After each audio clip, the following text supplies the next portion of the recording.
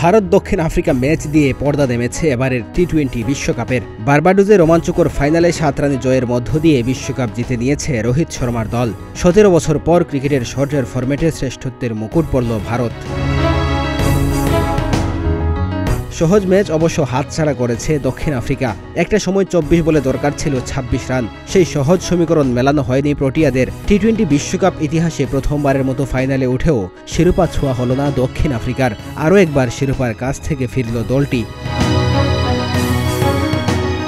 Champion হওয়ার পর ভারতীয় দল কত টাকা প্রাইজ মানি পেল, সবার আগ্রহ এখন সেই জায়গায়। 20 দল নিয়ে আয়োজিত এবারের বিশ্বকাপে সব মিলিয়ে $11.25 মিলিয়ন বা 132 কোটি টাকার প্রাইজ মানি দিয়েছে আইসিসি, যেখানে চ্যাম্পিয়ন দল ভারত পেয়েছে $2.45 মিলিয়ন মার্কিন বা বাংলাদেশি মুদ্রায় 28 কোটি 75 লাখ টাকারও বেশি। চ্যাম্পিয়ন দলের জন্য এটাই সর্বোচ্চ প্রাইজ মানি। এছাড়া রানার্স আপ দল দক্ষিণ আফ্রিকা পেয়েছে $1.28 মিলিয়ন বা বাংলাদেশি মুদ্রায় 15 কোটি 2 লাখ টাকা।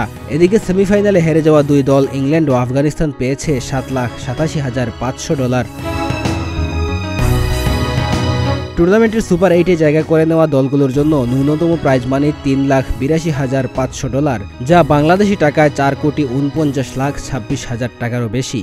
সে হিসাবে বিশ্বকাপের সুপার 8 থেকে বিদায় নেওয়া বাংলাদেশ শুধু প্রাইজ মানি হিসাবে এই পরিমাণ অর্থ পেয়েছে।